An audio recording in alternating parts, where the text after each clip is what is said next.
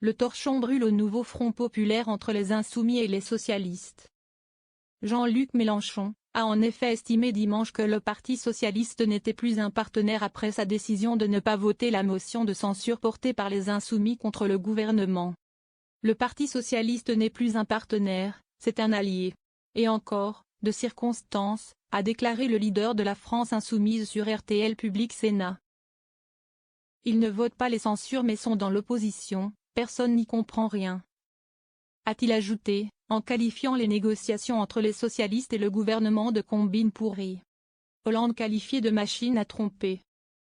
Le gouvernement de François Bayrou a échappé jeudi à une première motion de censure, déposée par LFI, en partie grâce aux députés PS qui ont, à une très large majorité, choisi de ne pas s'y associer.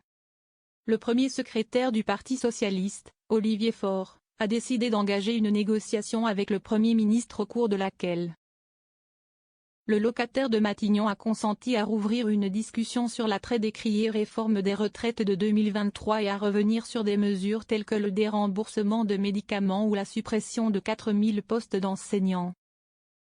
Dimanche, Jean-Luc Mélenchon a également réagi sur les déclarations de François Hollande, qui a estimé que l'EPS était devenu le pôle central de l'Assemblée. Le fondateur de LFI a qualifié l'ancien président socialiste de machine à tromper, lui reprochant d'avoir mené une double négociation avec François Bayrou, en parallèle de celle menée par Olivier Faure. Jean-Luc Mélenchon a par contre salué la personnalité du Premier ministre, qu'il imagine être en train de se préparer pour être candidat à la prochaine élection présidentielle. François Bayrou est un homme très habile.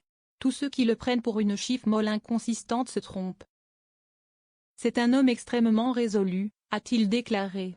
Et s'il peut lui arriver d'avoir de la faiblesse physique à tel ou tel moment, sa manière de conduire sa politique est celle d'un guerrier.